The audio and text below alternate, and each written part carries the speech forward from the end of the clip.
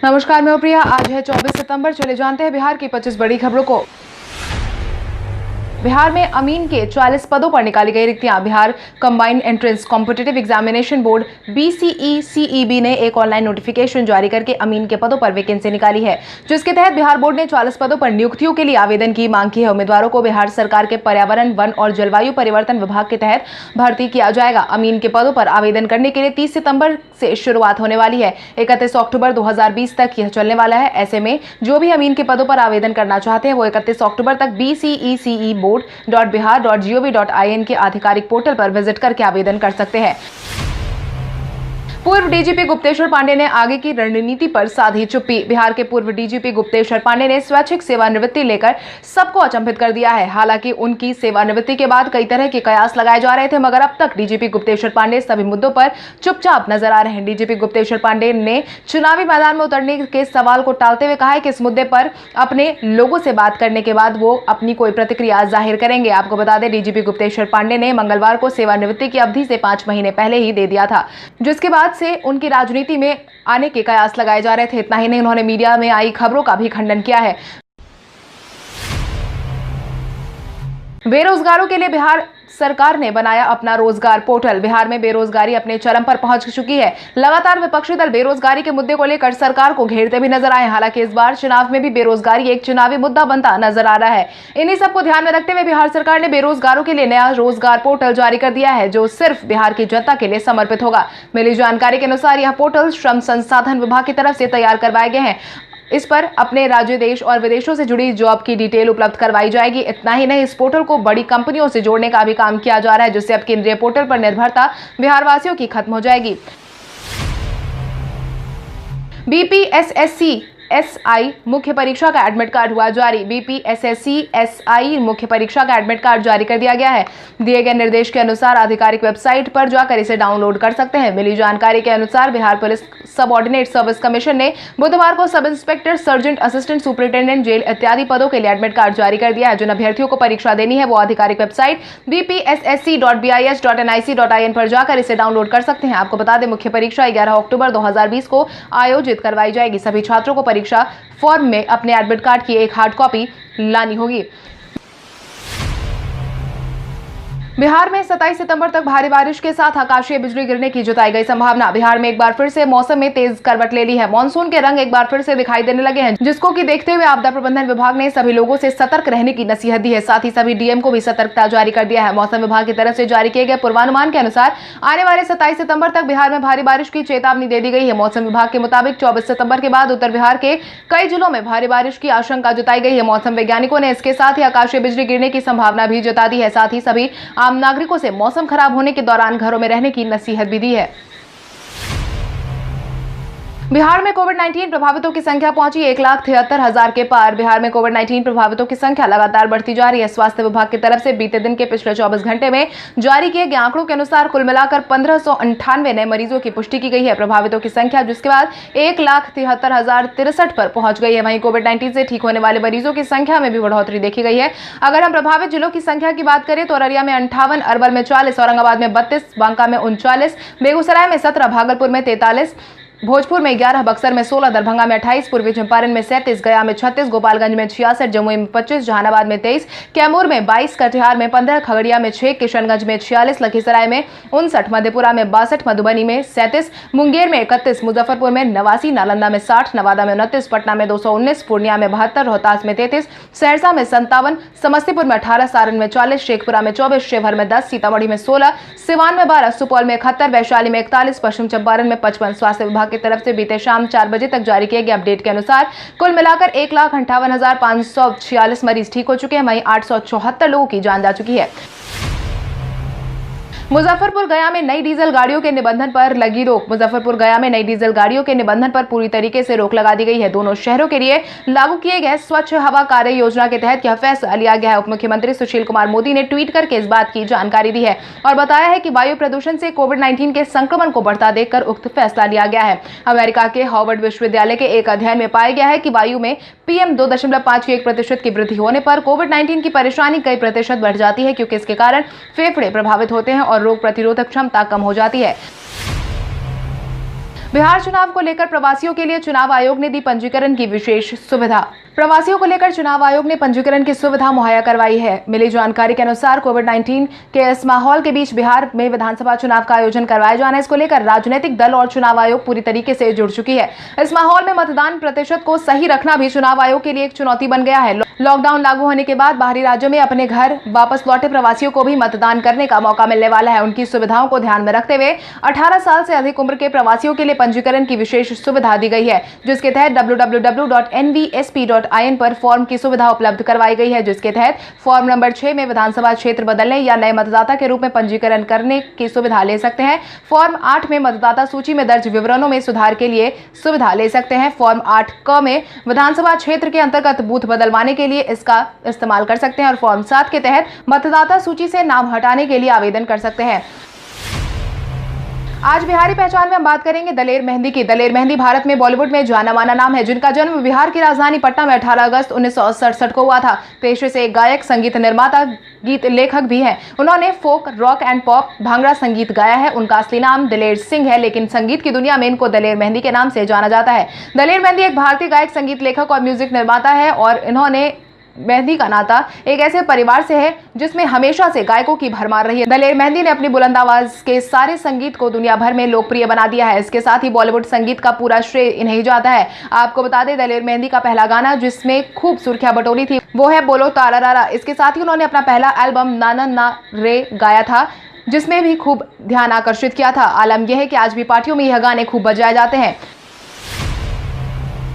एक दो दिन में एक बार फिर से इलेक्शन कमीशन की टीम आएगी बिहार। आगामी बिहार विधानसभा चुनाव को देखते हुए लगातार दूसरी बार इलेक्शन कमीशन की टीम बिहार पहुंचने वाली है। मिली जानकारी के अनुसार मुख्य चुनाव आयुक्त सुनील अरोरा ने कहा है कि बिहार में दोबारा टीम भेजने पर अगले एक दो दिन में निर्णय बना लिया जाएगा और चुनाव आयोग की टीम एक बार फिर से बिहार में चुनाव कराने को लेकर समीक्षा करेगी। चुनाव समय पर हो और साथ ही इसको बढ़ाया जाए, इन तमाम चीजों की समीक्षा फिर से की जाएगी। ऐसे हालात में बिहार के राजनीतिक दलों को मिली जुली प्रतिक्रिया देखने को मिल रही है। वहीं राजनीतिक जानकार भी अंतिम समय में चुनाव आयोग की टीम का आना गंभीर बता रहे हैं।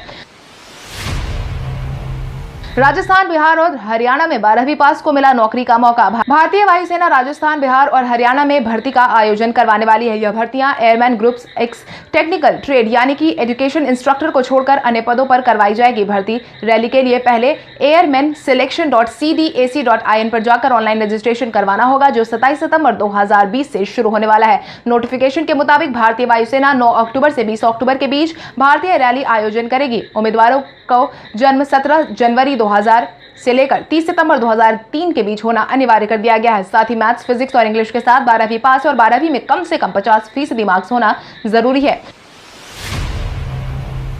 किसान चाची के पति अवधेश चौधरी ने दुनिया को कहा अलविदा। किसान चाची के नाम से मशहूर राजकुमारी देवी के पति ने दुनिया को अलविदा कह दिया है। मिली जानकारी के अनुसार अवधेश चौधरी को मेदांता अस्पताल में भर्ती करवाया गया था। हालांकि उनकी तबीयत खराब होने की वजह से उन्होंने दुनिया को अलविदा कह दिया है। मुजफ्फरपुर जिले के आनंदपुर गांव में 65 वर्षीय किसान चाची की गिनती देश की उन महिला कृषकों में कही जाती है जिसने अपनी लगन से न सिर्फ अपने बल्कि अपने जैसी हजारों महिलाओं का जीवन बदल दिया। 12 सितंबर को भाजपा के राष्ट्रीय अध्यक्ष जेपी नड्डा ने भी उनसे मुलाकात की थी। हालांकि उनके पति अवधेश चौधरी के गुजर जाने के बाद पूरे जिले में शोक की लहर दौड़ रही है।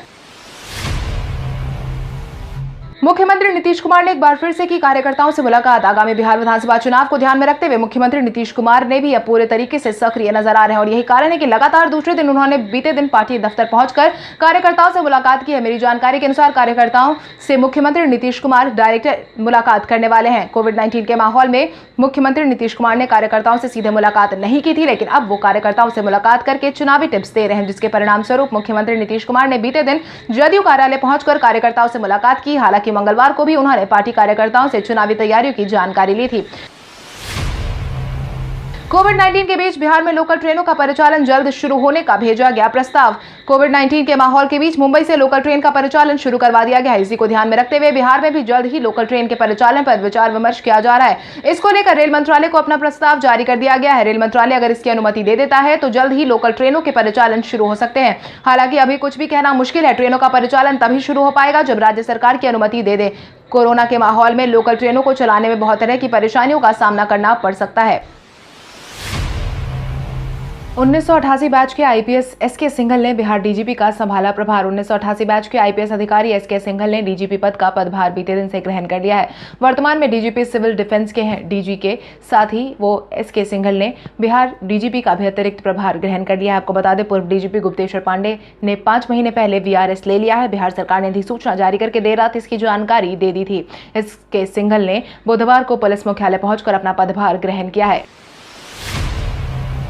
डिजिटल प्लेटफॉर्म पर पासपोर्ट का आवेदन जल्द होगा शुरू। अब पासपोर्ट के आवेदन के लिए पुलिस की जांच से कोई परेशानी नहीं होगी। दरोगा की एक क्लिक में आपका सत्यापन हो जाएगा। इसके साथ ही रिपोर्ट पासपोर्ट अफसर के पास पहुंच जाएगी। बुधवार को बिहार पुलिस ने एम पासपोर्ट पुलिस ऐप को लॉन्च किया है, जिसके तहत वेरिफिकेशन की पुलिस व्यवस्था के डिजिटल कर दिया गया है। इस नई व्यवस्था से लोगों को बड़ी राहत मिलेगी। पुलिस अधिकारियों का कहना है कि अब पासपोर्ट में पुलिस का वेरिफिकेशन मिनट नहीं सेकंड में पूरा हो जाएगा। हालांकि पासपोर्ट आवेदकों को पुलिस वेरिफिकेशन में काफी देरी हो जाती है। बिहार में कई सिविल सर्जन का हुआ तबादला। बिहार चुनाव से ठीक पहले अफसरों के तबादले का सिलसिला लगातार जारी है। मिली जानकारी के अनुसार बिहार के कई डॉक्टर का तबादला कर दिया गया है। कई जिलों के नए सिविल सर्जन की नियुक्ति भी कर दी गई है। डॉक्टर विभा कुमारी सिंह को पटना का नया सिविल सर्जन बनाया गया है। जारी की गई अधिसूचना के अनुसार कई जिलों में नए सिविल सर्जन की नियुक्ति की गई है। पटना के अपर मुख्य चिकित्सा पदाधिकारी डॉक्टर विभा कुमारी सिंह को पटना का नया सिविल सर्जन बनाया गया है। वहीं पटना के civil surgeon doctor Rajkishore Chaudhary का तबादला करते हुए उन्हें स्वास्थ्य सेवाओं का क्षेत्रीय अपर निदेशक बना दिया गया है। कमल किशोर राय को गया का, सरोज कुमार सिंह को पूर्वी चंपारण का, डॉक्टर रूप नारायण कुमार को अररिया का, सत्येंद्र कुमार गुप्ता को समस्तीपुर का नया सिविल सर्जन बना दिया गया है। सोशल मीडिया पर छाए बिहार के पूर्व डीजीपी गुप्तेश्वर पांडे। बिहार पुलिस के पूर्व डीजीपी गुप्तेश्वर पांडे ने स्वैच्छिक रिटायरमेंट ले ली है। उसके बावजूद सोशल मीडिया पर वो बीते दिन बने हुए थे। मिली जानकारी के अनुसार गुप्तेश्वर पांडे के रिटायरमेंट के बाद बिग बॉस के कंटेस्टेंट रह चुके दीपक ठाकुर ने खास गाना बनाया है। दीपक ठाकुर ने इस गाने का टाइटल रॉबिनहुड बिहार के रखा है। यह वीडियो सोशल मीडिया पर तेजी से ट्रेंड कर रही है। जिसने भी इस वीडियो को देखा है वो थोड़ा सा कंफ्यूज जरूर है, लेकिन दीपक ठाकुर ने गुप्तेश्वर पांडे पर बने इस गाने में उनकी जमकर तारीफ की है। दीपक ठाकुर के गाने को लेकर फैंस ने भी जमकर कमेंट किया है।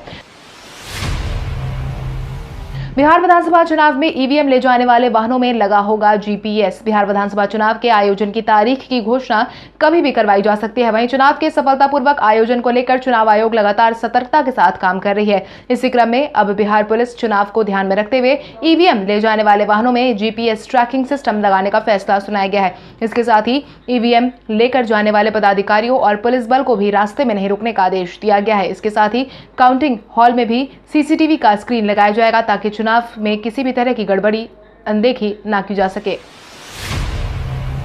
मांझी के बाद उपेंद्र कुशवाहा भी महागठबंधन से हो सकते हैं बाहर। महागठबंधन की परेशानी लगातार बढ़ती जा रही है। तेजस्वी यादव के रवैये को देखकर लगातार दलों के बाहर जाने का सिलसिला जारी है। इसी क्रम में राजनीतिक गलियों से आई खबर के अनुसार उपेंद्र कुशवाहा भी महागठबंधन से बाहर हो सकते हैं। आगामी बिहार विधानसभा चुनाव की गहमा गहमी के बीच अब जोड़ तोड़ वाली राजनीति शुरू हो चुकी है। सीट शेयरिंग को लेकर महागठबंधन में तकरार शुरुआत से ही देखने को मिल रही थी। सभी घटक दल ज्यादा से ज्यादा सीटों की डिमांड कर रहे थे। वहीं तेजस्वी यादव को रास नहीं आ रही थी और यही कारण है कि रालोसपा प्रमुख उपेंद्र कुशवाहा भी महागठबंधन से छिटकने की तैयारी कर सकते हैं।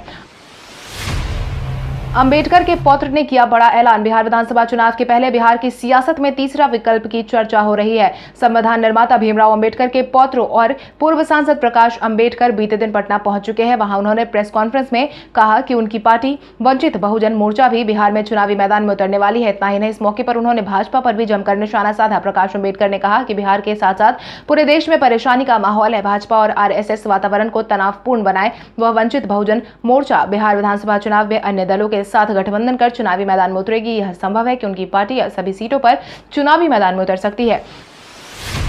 कोविड-19 से प्रभावित रेल राज्य मंत्री ने दुनिया को कहा अलविदा। कोविड-19 की जद में अब तक कई नेता विधायक आ चुके हैं। इसी क्रम में कोविड-19 से प्रभावित हुए केंद्रीय रेल राज्य मंत्री सुरेश अंगड़ी ने दुनिया को अलविदा कह दिया है। मिली जानकारी के अनुसार सुरेश अंगड़ी का इलाज के लिए दिल्ली के एम्स में उन्हें भर्ती करवाया गया था, जहां इलाज के दौरान उन्होंने आखिरी सांस ली। इसके साथ ही इस खबर के बाद उनके परिवार के साथ साथ केंद्रीय मंत्रिमंडल में भारी शोक है, जिस पर प्रधानमंत्री नरेंद्र मोदी, केंद्रीय मंत्री गिरिराज सिंह समेत अन्य नेताओं ने भी दुख जताया है। प्रधानमंत्री नरेंद्र मोदी ने कहा कि उनका जाना दुखद है। वहीं बिहार के मुख्यमंत्री नीतीश कुमार ने भी केंद्रीय रेल राज्य मंत्री सुरेश अंगड़ी के और समय गुजरने पर शोक संवेदना व्यक्त की है। व्हाट्सएप पर आसानी से सेट कर सकते हैं ऑटो रिप्लाई मैसेज। व्हाट्सएप आज के समय में हर किसी के फोन में है। हालांकि व्हाट्सएप अपने यूजर को खुश करने के लिए नए नए फीचर को भी हमेशा लाता रहता है। वहीं आज हम आपको व्हाट्सएप के ऑटो रिप्लाई फीचर से जुड़ने के बारे में बताएंगे। इसके लिए भी आपको थर्ड पार्टी ऐप का इस्तेमाल करना होगा। सबसे पहले आपको गूगल प्ले स्टोर पर जाकर ऑटो रेस्पॉन्डर ऐप को डाउनलोड करना होगा। इसके बाद आपको ओपन कर प्लस के आइकॉन पर क्लिक करना होगा जो बाईं ओर नीचे की तरफ दिया हुआ होगा। इसके बाद आपको एक मैसेज लिखना होगा जो आप किसी मैसेज का रिप्लाई के रूप में भेजना चाहते हैं। मैसेज टाइप के बाद आपको रिप्लाई मैसेज का विकल्प मिलेगा। इसके नाम से ही साफ है कि इस पिक्चर का क्या काम है, यानी आपको मैसेज सेव करना होगा जिससे वो ऑटोमेटिक रिप्लाई हो सके।